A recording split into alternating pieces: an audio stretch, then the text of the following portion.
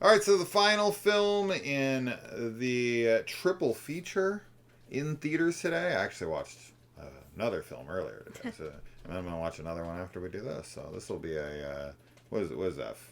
It's a lot of movies. Five? What's five? It doesn't matter. Wait, no. Set?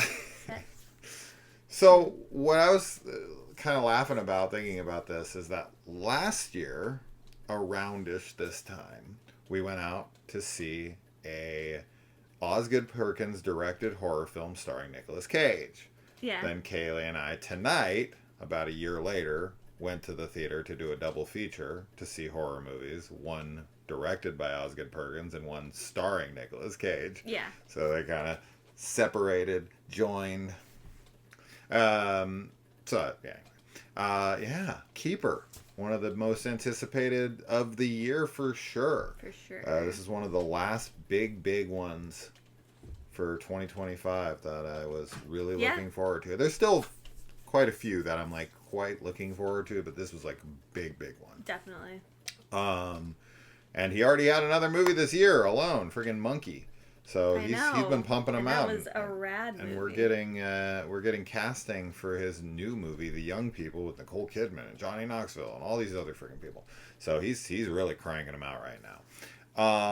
So yeah, this is about a couple who go up to the guy's getaway cabin, family property, and while they're there, no good things start to happen.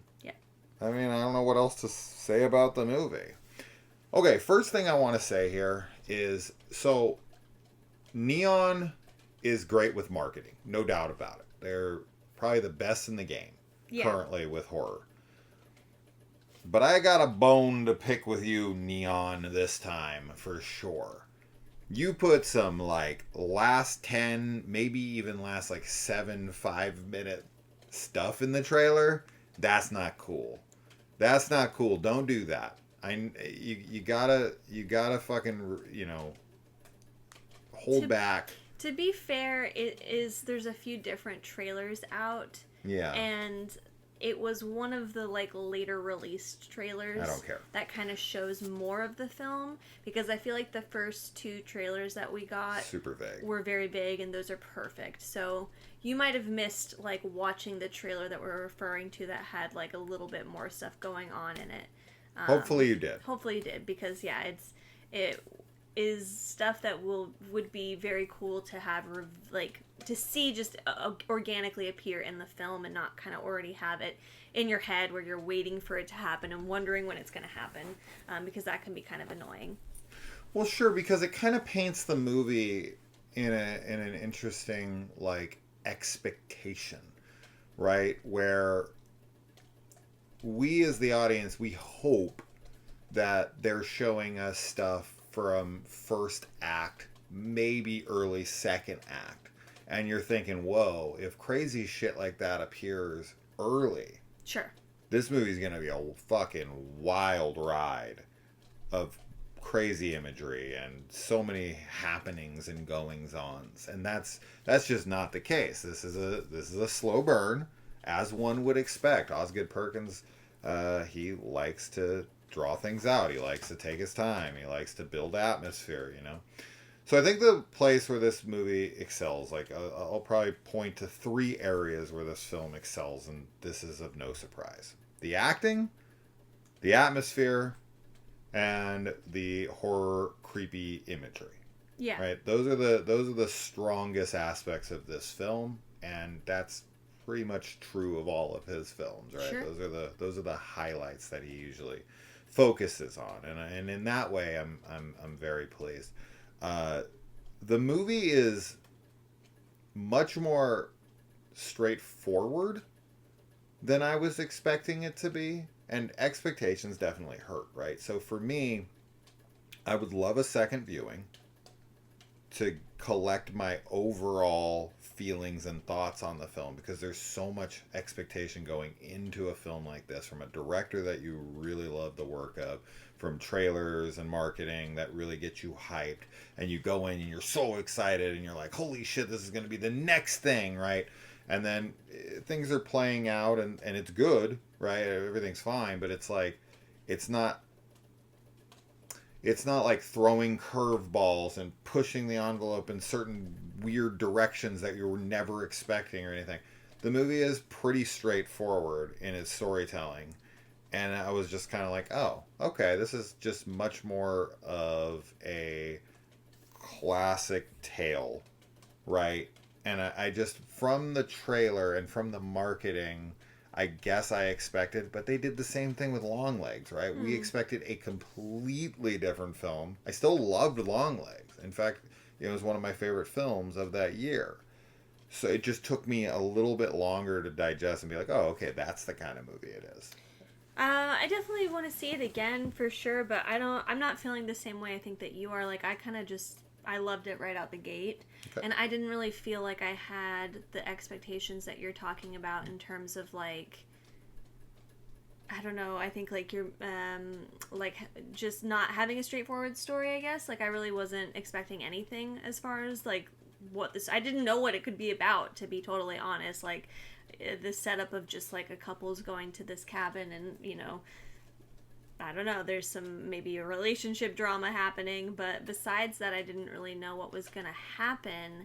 And I guess, I think, really quick, I'll just say this, and I don't know if this got you at all when we were watching trailers and seeing marketing, but I was believing that this was going to be much more of a, like, back and forth, who's the villain.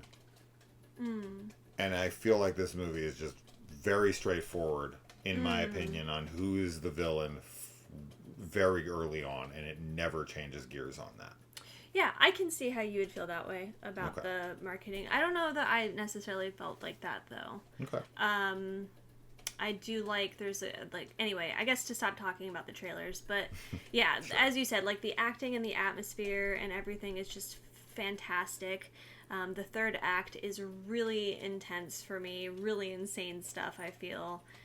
Very memorable, very, like, stick in your head, like, when you're going to sleep and closing your eyes, like, you will see the stuff appearing if you're the kind of person who gets images stuck in your head like I do when it comes to really creepy horror, like, imagery. Probably the best horror imagery of the year. Yeah, definitely, for me. Yeah. I don't think anything tops it as far as, like, just how...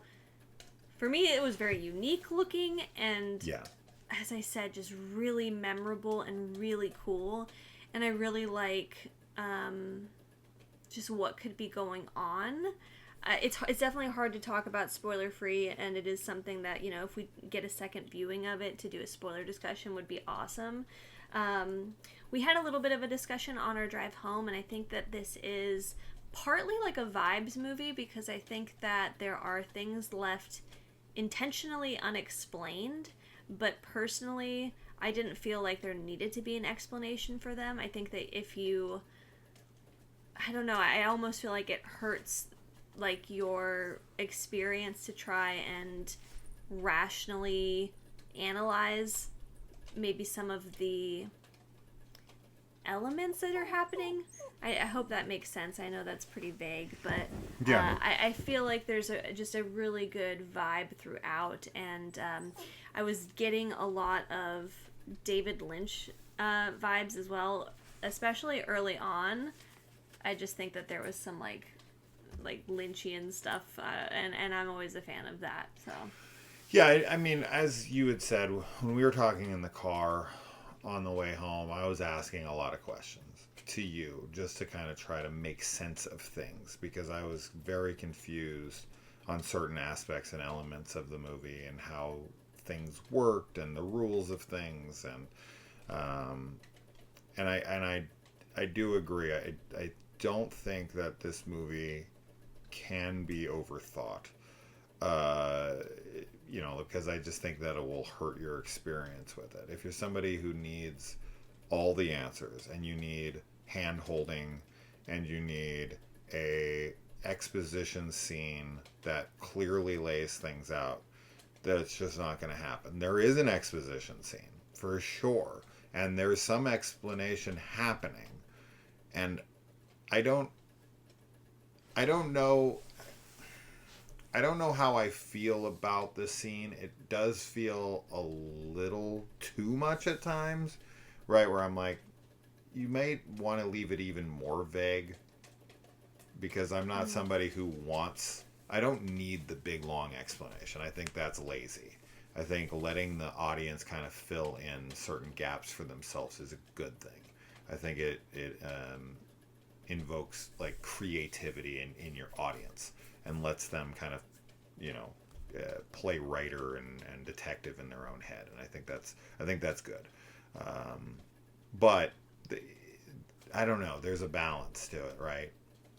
And this might have done just a little too much or a little too little.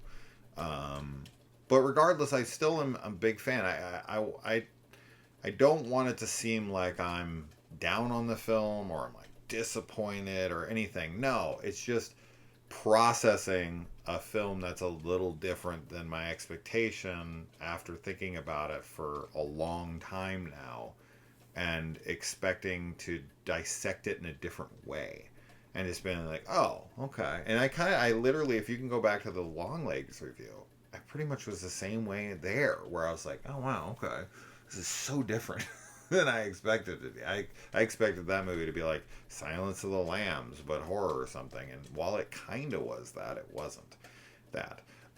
Because I thought we would be dealing more with the murders, that we'd actually like see that shit taking place, Yeah. and we never really did. So it was like, oh, this is a totally different film than I expected. And same thing with this. I was expecting kind of a back and forth cat and mouse kind of thing where us as the audience were trying to figure out like who's going after who and what's really at the heart of it, and that's just not how it is. And so anyway, I still think it's great. I still think that Oz is a master at what he does.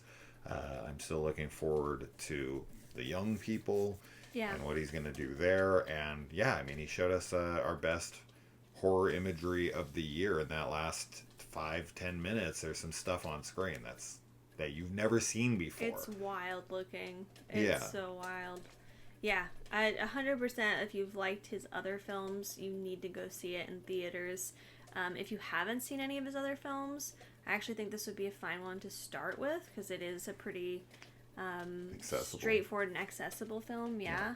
Like Longlegs might not be for some people, and even some of his other films. I think The Monkey kind of is too, but definitely this one is one you want to go see in theaters if you can get a chance, for sure, to do that. Yeah. So yeah, I had something else to say, but I think it's slipping from my memory. Oh well. So yeah, Osgood Perkins. Yeah. That's that. I had something else I was gonna say. That's a bummer. I wanted to say something else about this. Something else about experience. Something. I don't remember. The pitfalls of a one-take unscripted channel, right? Yeah. You don't think of it, you just don't say it, and that is what it is. So, yeah, definitely go check. Oh, I remember what it was. I knew you were gonna remember literally the last second. I always remember the last second. I mentioned this in a post recently, and I've really started to notice it now that I made this post like a month ago or less. And this was a perfect experience for this. So the one thing that is completely gone from cinema these days for me, when we go to horror movies, is nobody screams anymore. And I was really, really like, there was nothing. Our audience was really quiet. Completely silent throughout this whole film. Nothing. The only person who made any noise at all was Kaylee. During one of the horror images that was on screen at the end, Kaylee kind of out loud said something like, "What the fuck is that?" kind of thing. I don't remember what it was, but I kind of got it out of her. That's the stuff I see in my nightmares is what was on screen, and I was like, "What is happening?"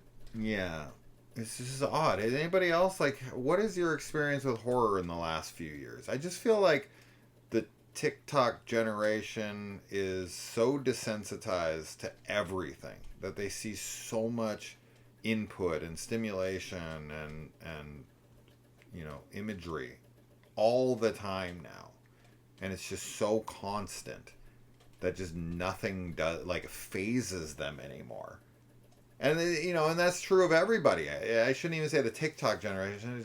I should just say people in 2025, because we go to the theater with tons of people, right, of all different age ranges now. You should just start screaming, babe. If you want to hear the screams, bring No, it it's back. just odd. I remember just like years ago, everybody in the theater was screaming when I used to go to stupid movies. Yeah. Right? Like the Blumhouse type movies. People were screaming out of their fucking chairs. I mean, I'm kind of glad people aren't screaming like that. Because that would be they don't even kind of obnoxious. We don't even get a anymore. Yeah. Nothing. It's just silence. The whole film. Yeah. Or it's someone being like an asshole and like talking or like chewing their popcorn really loud if it's not silence. But it's no reaction to the film. The only thing you get is laughter. Mm-hmm. People still laugh, but that's it. Anyway, what's your guys' experience with that? Keeper, go check it out. It's in theaters, support it. Good thing was our theater was packed. Yeah, there's a lot of people. Every other movie I saw today was empty.